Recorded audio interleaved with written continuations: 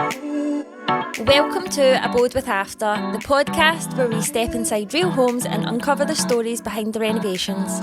I'm your host and interior designer Ashley, and I'm speaking with homeowners and industry experts about what it really takes to transform a house. Hello and welcome back to the Abode with Afta podcast. I am very excited to host this one today.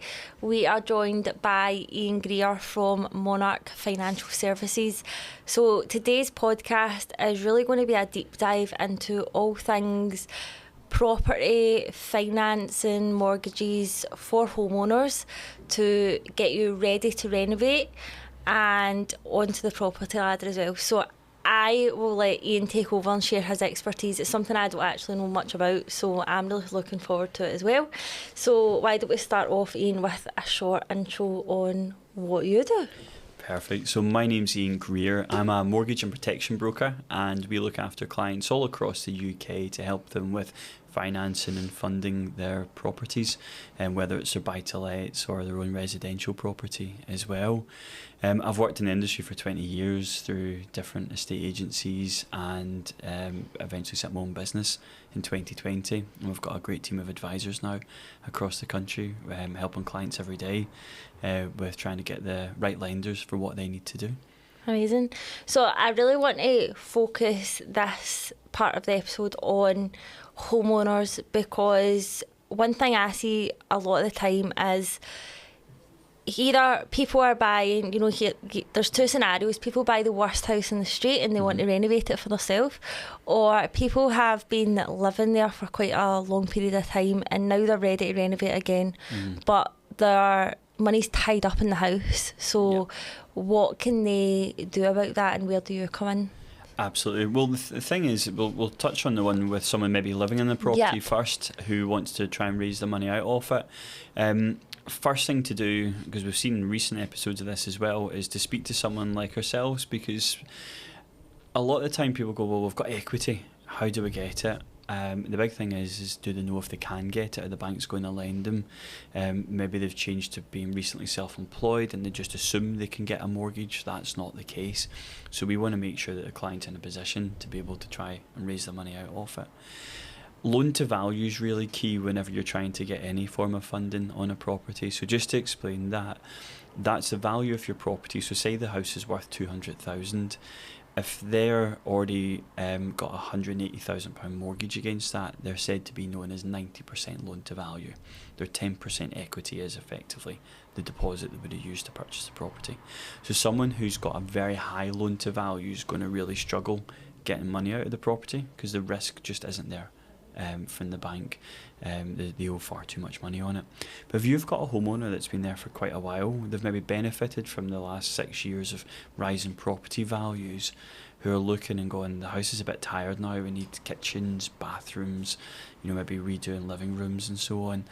They're the ones that have got the money that we can potentially access on behalf of a bank. And there's quite a few different ways of doing that as well. For a lot of people, there's a misconception they need to wait for their mortgage deal to come up. So that's what I was going to ask actually. Like, if somebody's on a fixed term mortgage, can they come and see you before that time's up? Yeah, absolutely. So there's a lot of things people go, well, I've got another year left on my mortgage and then I'll do it. You don't need to. You can actually go at any time. The banks will offer what's known as a further advance, and that's basically where we would do an application for additional borrowing. So if they come to us with architects and your costings, for example, to say that the project is going to be £50,000. Yeah, so they're coming to you already with a kind of estimate in place, so they can say this is what we need, and they're not just plucking a number. Absolutely. Absolutely. You probably see that all the time, with you going out and people have an estimation of what it costs, but be miles off what the reality actually is. So we see it a lot too. People go, look, I want to do a conversion, I want to do an extension, and they're working in figures maybe from 5-6 years ago, but the actual cost of building materials, labour, it's shot up massively. Shot up. So it helps if everyone's kind of working together with it. So we can assess to see if someone's got the capability, first of all, to be able to get the funding for affordability reasons. Can their income sustain what they're asking for? Have they got the equity in the house as well? And if everything matches, then it's a case of working together, to make sure that we're getting the right amount of money too. Yeah. But we'd always work on taking a bit extra. because things tend to run on or be unexpected. You know, they take a wall down or start stripping wallpaper, and ceiling comes in or something like that. It happens.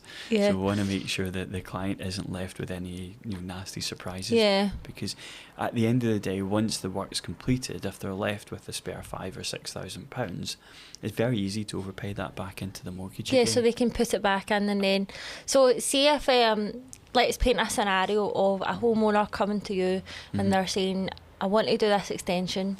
I've been out and I've got all my numbers. What's the kind of process like for them in terms of time scale? So from coming to you to builder on site. So if they are employed, for example, and they've got the pay slips and bits and pieces ready to go, they'll meet with one of our advisors. We'll go through their income and expenditure. We'll look at their current lender, and then we'll submit an application on their behalf. If they come to us with the documents, realistically it's just subject to evaluation. The bank can sometimes send out a surveyor, but most banks are working off what's known as an automated valuation now.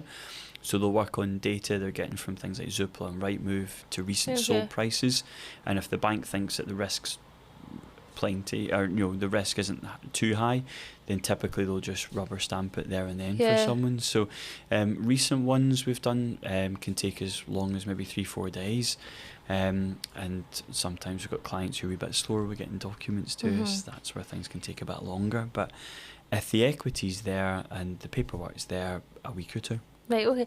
So see, because this is new to me about the getting the builder's cost, do you think, is that something that you submit with your application? It can be. So it kind of backs up and maybe gets the process a bit quicker for the homeowner? It can be, and some banks actually have that as part of their document submission request. So as an example, Royal Bank of Scotland, NatWest are one of the largest banks in the UK. If someone's got a mortgage with them, they will absolutely need a builder's estimate. We've had one actually this morning we did submit to a client, and it's quite straightforward. It's just a one-page document to say, look, this is what we're going to do, a breakdown of the costs, materials, VAT, etc. that they maybe have, and then that's it. So if the client's asking for 50,000, they'll want to see a builder's estimate of £50,000 to be able to get it. And I've got sort of an opinion on that. If the clients are borrowing the money, then really what does it matter for? Some banks are quite fussy with it, so that can slow things down. If we speak to the client, we find out it is a NatWest RBS mortgage, well, we now need to go and get this quotation in writing, please. Not just from the builder, but from everybody that's involved in the process too. There's certain banks as well, if it is a big project, like a big extension, and someone goes, well, I'm going to project manage it myself. You know yourself how much of a complex thing that is to do. Trying to organise plumbers and electricians and everyone to do it as well. It can be quite difficult. Where some banks actually prefer if it's just a firm that's going to do all of it. Like an all trades included. Absolutely, it can be a lot easier for there too. Then saying that, there's other banks like Halifax, again the largest UK lender. If someone's got a mortgage with Halifax, dead straightforward. They'll not ask for anything, just pay slips, which is perfect. So we're quite like Halifax for that. Really easy to do projects with too. So. Yeah. See, if you're this person you've been in, does that affect your mortgage that you already have in terms of like the interest or payment terms? Like if somebody then releases equity, what happens to their mortgage, or does it just very good question actually. Right, so this is how it works. So whenever someone purchases their original property, they'll get their mortgage. That's classed as sub-account 1. So whenever they then come and say, look, I want to borrow £50,000 more, they can choose the term. So it can be a completely different term, and they can match it to what they've currently got. And then if they're taking them to, for example, an 80% loan to value with the two loans added together, we would just pick that interest rate at 80%, but it would only be applicable to what they're borrowing. Right, okay. So they would have sub-account 1 at whatever fixed rate and term they're finishing at, and then sub-account 2 would then be created with their additional top-up. If someone's waiting until the remortgage is due for renewal, then we would probably move them to a bank and just get all of it in one account. But if they're doing it midway through any fixed rate, then they would be in the sub-account 1, sub-account 2. And sometimes we get a sub-account 3 when they find out that there's maybe not enough money to complete a project and we've got to go back again. But that's typically it. A lot of the banks have got minimum borrowing potential as well, or a minimum amount of money they've got to take, and that's normally £10,000. Right, okay. So for smaller projects or smaller borrowing, it might not be enough that they want to get out of it, or they might not have the equity to do it. So that's why it's always good to speak beforehand to find out what the potential options are. Yeah. And do you need to have your mortgage for so many years before you can do that, or is it just dependent on how much money you have in to take out? Grand. So for any additional borrowing, the rule of thumb of most banks is 6 months payments made. Okay. So that's it. That's all it is. So it works quite well if someone's putting in a bit of cash, for example, to buy a property, and then they're maybe going through a planning process to maybe make some changes. If the equity's in the property, then after 6 months we can then go, right, now you've got your figures, you've got your warrants, etc. Let's even pull some of that cash back off the house as well. That's so quick. I expected it to be like, the banks are going to be like, we need to trust you first. We want 3 years commitment. Yeah.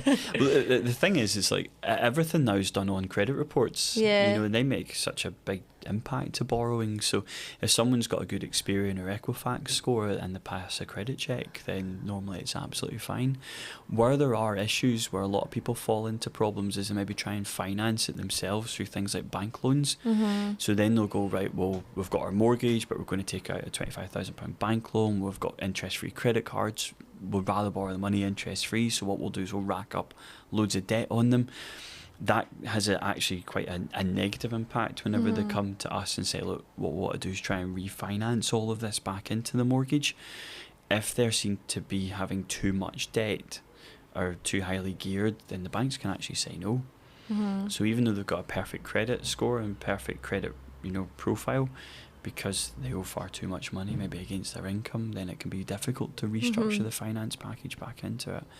It just means they would need to wait to the end of the fixed rate, and then we can move them to a bank that it is acceptable with. So that's why it's always good to get the figures and facts done up front rather than at the end of it. So I'm just thinking, I'm thinking in the background here about people renovating now, and I'm just wondering if can gardens be included in this, like landscaping? Absolutely. Because that's part of your property, or outbuildings at all? 'Cause sometimes when you go to sell them, they say it's not included in your home. So if it's all into the actual title of the property, then raising funds for that too. We've had clients that the cost of renovating gardens now, I know. bonkers. Slabs. You get slabs exactly. To remove tons of dirt and skip hire and things like that as well. So anything to do with the actual property footprint, so gardens, driveways, people may want to put monoblock down, or these new resin driveways, all of that's classed as property upgrade. So all of that's absolutely fine to raise money for a lender. That's interesting. So you can do inside your home and the outside as well. How do you find that this is the route that a lot of people are now going down, releasing the equity? Because there's a shift now where people aren't really moving, but they're looking like, what can I do in my house? Is it a loft conversion? Is it an extension? And especially in older properties that were maybe built kind of 80s before, they have the land, they have the long driveways, the front gardens that nobody uses. So it's now just about educating people that instead of moving, you can stay put. I think, especially whenever you said that, pre-80s properties as well in particular, if you compare property from before the 80s, the footprint of it, the garden space, the driveways are fantastic. And if you go to a new build where the room sizes are so small, but you're paying, as you could be paying an extra £60,000-70,000 for a summer property just because it's a new build. We are seeing more and more people wanting to renovate and look after their current properties. So it's a great way for them to be able to borrow the money to be able to finance, especially if someone's been there for 4 or 5 years, they've been benefiting from all the house price growth that's there, so the equity's in the house to be able to take out. So I'm going to jump a bit here. See, when you release equity from your house, is it at its new value? No, or it's at its current value. So what you bought it for? Yes, correct. Well, it depends on the bank. Not necessarily what you bought it for, because as part of the process, the banks would either do what's known as the automated valuation, or AVM, or some banks might charge £100 to send a surveyor out to it. So as part of the application, they'll ask you what is the value of the property. So it's not on what the bank thinks it is, it's what the client thinks it is. Yeah. So it can be quite good, especially if we've got a client who's going to be increasing the property value quite a lot. We might put that client onto, for example, a tracker product with no early repayment charges for the top up, because they might be going, look, I'm borrowing £30,000 now based on what my current value is, but I'm going to be doing some of the big stuff in the house. I'm going to do a kitchen, I'm going to do bathroom, and that's what's going to really increase the value. But then next year, whenever my mortgage deal's up for renewal, I want to get the house completely revalued, Right. to be able to take some more out, to be able to finish off the rest of the project as well for what they want to do. So it's just trying to be smart with the figures too. So that's where things like speaking to a good broker to be able to go, right, well, we might get you a tracker mortgage for a year, means you can leave that without penalty, and you've not got this sub-account 1, sub-account 2 fixed rates finishing different times. And then, being able to borrow at a much higher value because they've done the big things in the house that actually impact the value of the property too. Yeah.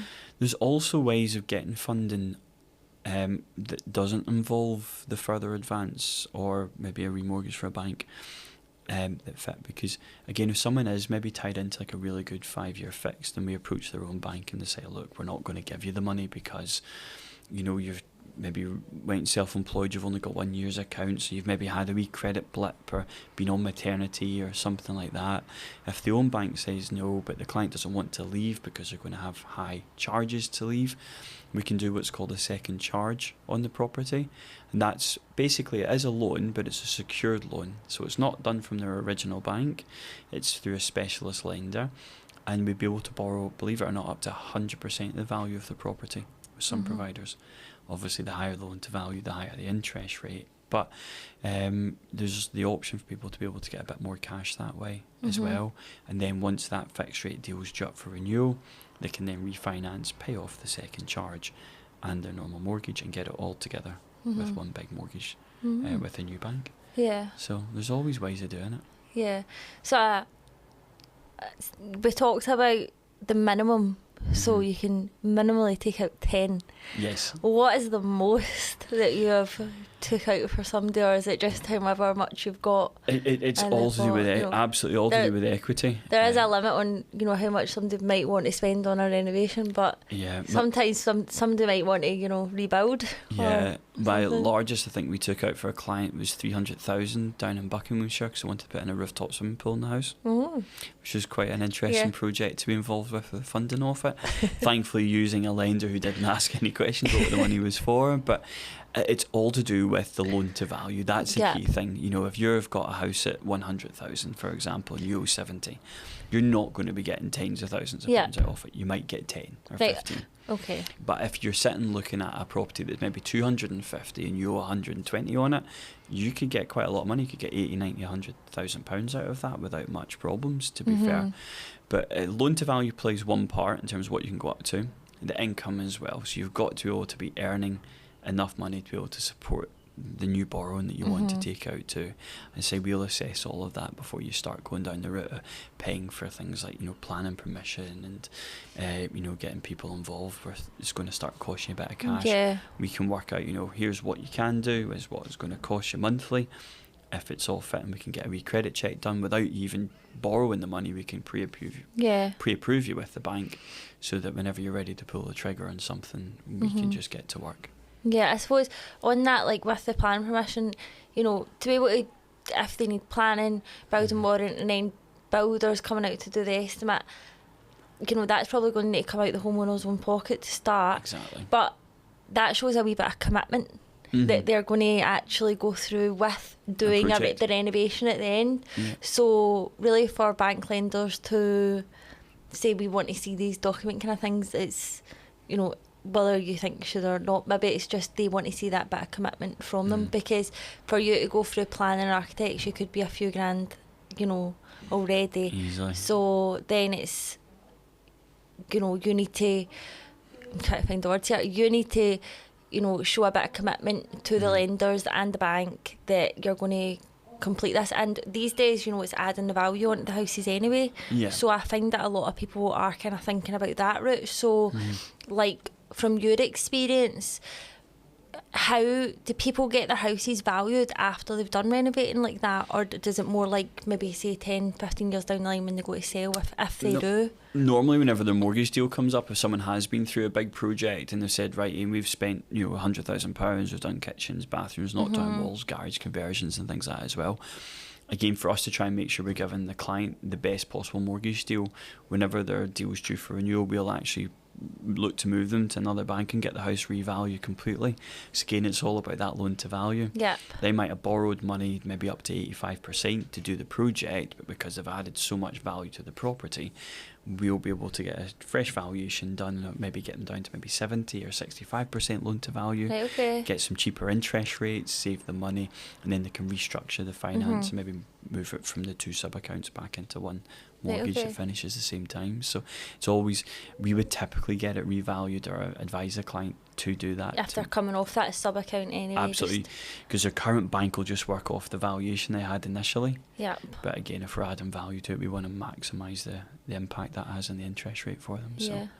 So we know the process of people, getting their mortgage and releasing equity, but is there anything that can go wrong when they're doing it as well, or any stories of people that you've worked with? Absolutely. People who have came to us needing money out because maybe started a project without planning. Okay. And they've maybe got their mates round who work in various different things to be able to, get it done. The banks will need things like building warrants. They'll need all the proper paperwork if you're going to be starting to play about with the property. So trying to cut corners and costs like that just to get things over the line is probably one to be avoided. And it has an impact, certainly whenever it comes to remortgage, because your new lender and solicitor is going to want to make sure that all the paperwork's in place.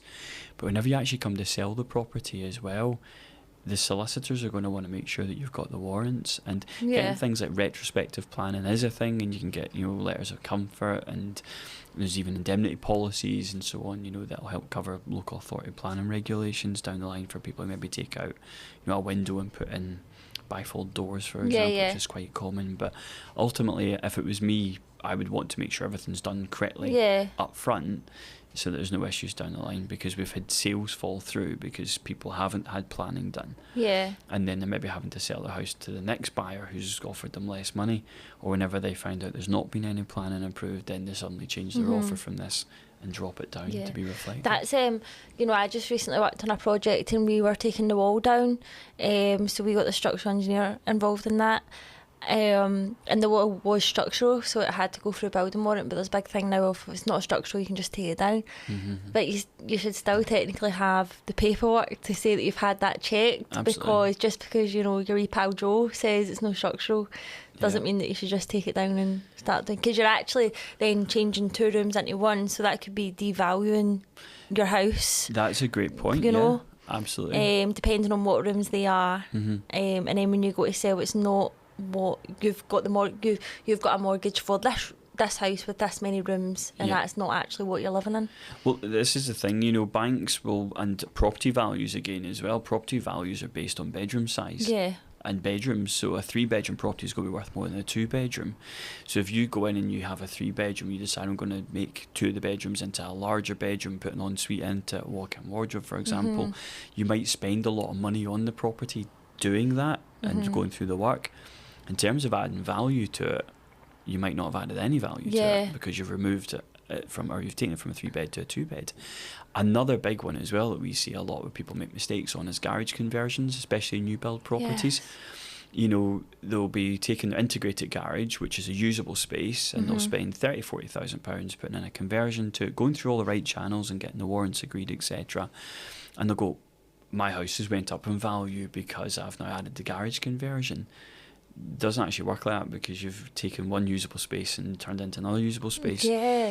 You've now lost a garage. Thought about that. Yep. So unless you're building another garage to the property, then that would add value. But you might spend 40, but in actual fact you maybe increase property value maybe £10,000.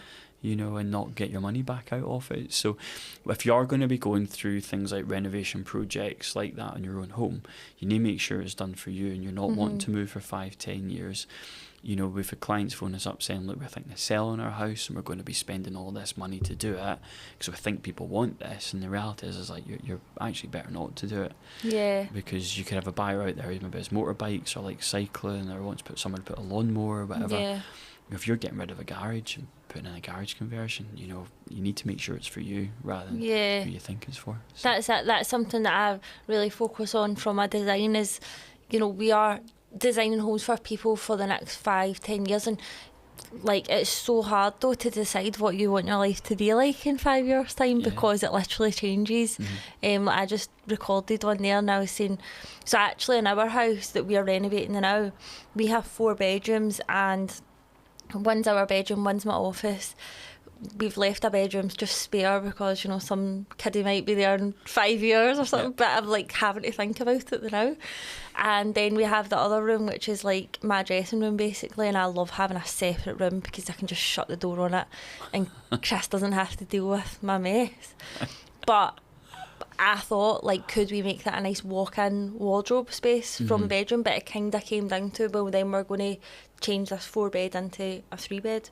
Well done, yeah. And I don't know if I'm going to ever move from this house. I feel like it is forever home, but I don't want to then have to put a wall back up, especially upstairs as well. I feel like it's too early on in our lives to be deciding with the bedrooms especially. Yeah, and that's always a dream for a lot of people, is a 4-bedroom house. Yeah, you know, that's I know, and then you're taking it to a 3. Yeah. But then we spoke about my last guest I had on, Erin, who just renovated. She spoke about how she went for the 3-bed because they had the 4. But this time they decided to design for their lives and they wanted 3 big rooms. Yeah. But that was going back to, you know, how they had a bit more choice in the matter. I think it's different if you've already got the 4. Yeah. You know, like me, and I'm like, oh, I don't want to change it to a 3. It's maybe a status thing. Stepping back down the way, as it were. So yeah, and that's the thing as well, I suppose, especially if you look at a lot of modern properties which are classed as 3 bedrooms now, but really it's 2-bed and a box room. Yeah. And again, there's a lot of ex-council properties and things like that too. You know, if you're looking at the box room and going, look, it's not really a usable room, and you feel that you need to for the next 5-10 years of growth in the house, then take down the wall and do what you need to do. But if selling's on your radar, bedrooms matter. Yeah. Well, we actually, on that, my last house that I sold last year, that was the 2 really good sized bedrooms in a box, but we got a loft conversion done, so the box room became the stairs up to the loft. Yeah. And the loft was, honestly, it was the nicest room. Like, and just with the light and everything coming in, it was one of the nicest rooms actually in the house. And was that a proper loft conversion, or was that a class as a floored and lined so loft? It was classed as a floored loft. It was my bedroom at one point, but like it didn't add value to the property selling it, but I think because the light and all that, when people came in though, it was... It adds saleability. Yeah, adds saleability. That's the word. That's because whenever I was a sales manager of a large corporate agency, a UK agency, for a number of years, and whenever we were listing properties and bringing them onto market, that was the thing. It's the saleability that affects rather than the actual value. So it's still technically whatever many bedrooms it is.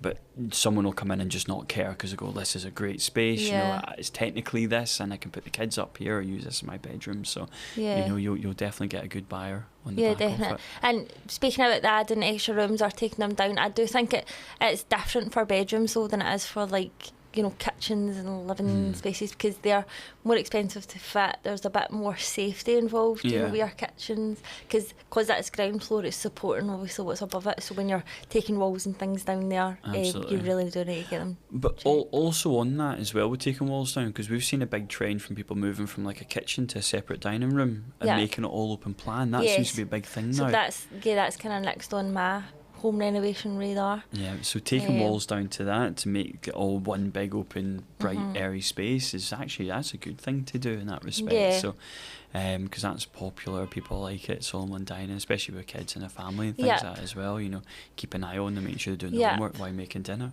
So that's one of the things I've done whenever I renovated my property. And we've got it was built in 1840, but a traditional sandstone house, and we had to take down walls and put steel everywhere. And but we turned 2 rooms into one big room, and it's completely transformed the house. It's a brilliant thing to have done.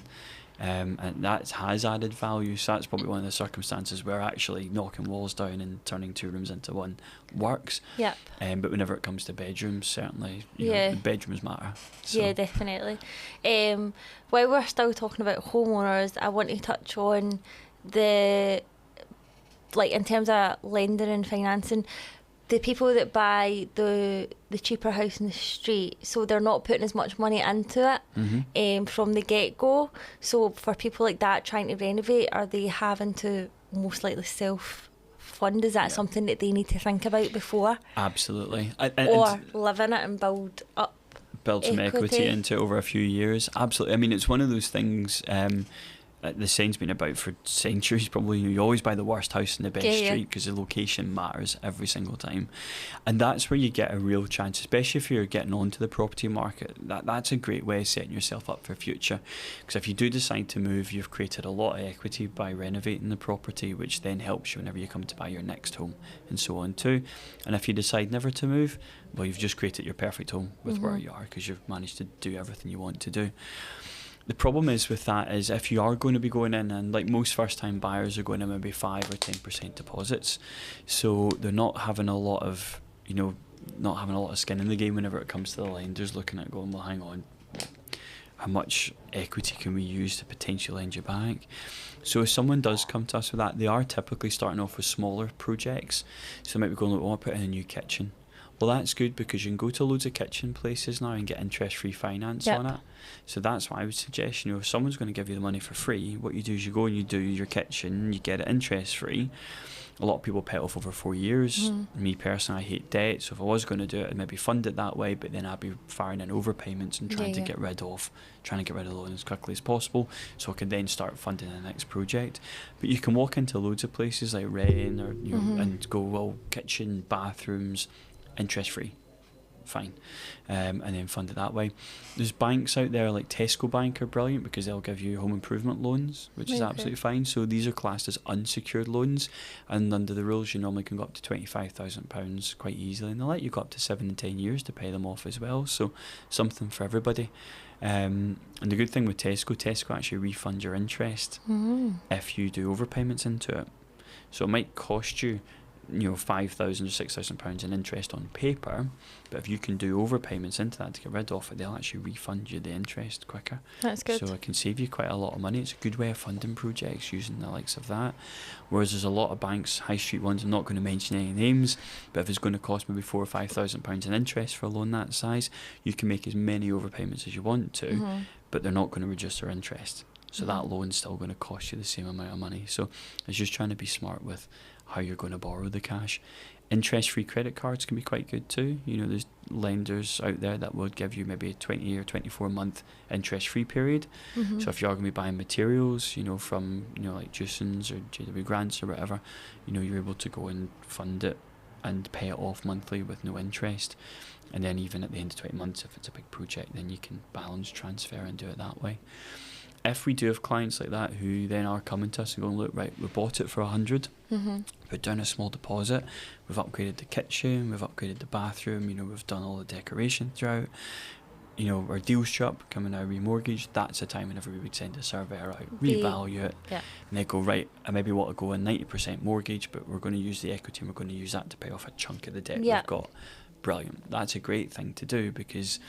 And it's a completely normal thing to do, because, again, it's all the money's been spent on their property, which, in my opinion, that's a good debt to have, because properties... It's always going to increase in value. And that, like, it is something that when you're buying a property, if it is your first home, it's a new experience for you. So, like, for people to know that, it's going to be invaluable. And when I think, especially from, like, my first home, you're eager to get started with it, and you want to do this and you want to do that. So knowing that there's options available, different lending ideas, and then at the end there's a way to just pay it off in one chunk as well by, get the revalue done and then release equity. And just restructure everything and make it cheaper then, because you can take it back over 25, 30 years, it's all consolidated into one, and then the mortgage is dealt with, and you can pay off your loans, or then if you do decide to then go and borrow a bit more to maybe do the next stage of the project, you absolutely can. So I think especially for first time buyers, it's a great learning curve to go in and do a project like that as well. So I know we done that whenever I bought my first home too. You know, you're ripping up skirting boards and all sorts of stuff and getting your hands dirty, decorating a hung wallpaper for the first time and the last time I had as well. You know, myself, and it's a definitely good learning curve to try and add some value. And actually what we were saying about, you know, you could buy that worst house, you know, let's say 100k, but if you bought the new build for 160, it kind of balances out with how much you're still having to spend anyway. So you need to be a bit more creative. If you're going to renovate, like, it's more personal preference, do you want to renovate or not. If you don't mind it, then you could go for that the older house but do a bit more with it, and money wise you might even come in at less. You'll be a lot less compared to new builds. In my opinion, new builds are overpriced for what you get, and the thing is, a lot of people buy new builds thinking, I don't need to do anything to it. You absolutely do. I know people with new builds that have ripped out the kitchen and put a new because you look at, you know, things like, you know, it's all painted the exact same colour the whole way through. You know, you'll find after a few years the floors might start failing, you need to replace flooring. Gardens are very rarely even touched. You're going to look at a garden makeover. So are new builds good value for money? In my opinion, absolutely not. You know, I would rather spend the money in a second-hand house. But also you've got to bear in mind as well, whenever you are a buyer and you're looking at properties, if you're going to look in at the property that's all brand new, or not brand new if it's an older property, but if it's all been done up and renovated, it's got the gorgeous kitchen, it's got the gorgeous this, you know, you're going to have a lot of competition. So right now people are paying over the valuation of a property, so you're going to go into a bidding war with that, or certainly a closing date. Whereas the property just down the road that's looking tired, it's got the avocado bathrooms, you know, it's got the slates missing. Coming back in the avocados. Is it? Oh goodness, right, okay. Well, they might want to keep a hold of it, which will save them some money. You know, so, but, you know, those are the ones that you'll find, one house might have 12 people interested, but the ones that need work, because a lot of people don't have the vision of what can I do with this, you know, taking away all the horrible walls, you know, the bit of damp, the bit of mould. That's, you know, if I've worked with clients that have just moved into a house, they can't see past the way the previous owner laid out the furniture. Like, they put the table there because the person before put the table there. Which is funny, like, they just can't see past that. But then from your point of view, I mean, would you look at the old pictures of the house, or would you just go in, I've got to look at sometimes they'll send me the old pictures. Like, I recently worked with a client and it was an online consultation, and they sent me the listing photos, but I'd said, well, how long have you lived here for? They'd lived there over a year. I was like, do you not have your own? But the old photos, it was still the same layout, kinda. But I could see then, you know, from being on the video call with them, they'd kind of put everything in the same place.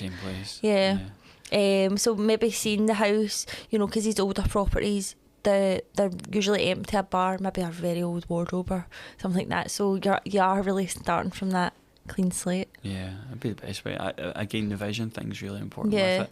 I think because I've been, and as an ex-estate agent, you know, and someone who's owned quite a lot of properties and invest properties over the years, I can go in and look at things and go, well, I'd be doing this and this and changing this, and because I guess with experience, you know roughly what things cost. And having that, you know, and having someone like yourself with all the, you know who you can get and what a roll of wallpaper costs and all the rest of it, help gauge a price on it. But there's so many people out there haven't got a clue about even starting a project or even just doing up a room, you know, with the way they want it. We would just like to give a big thank you again to our sponsor, the Garage Conversion Company, for making this episode possible, and we'll see you in the next one.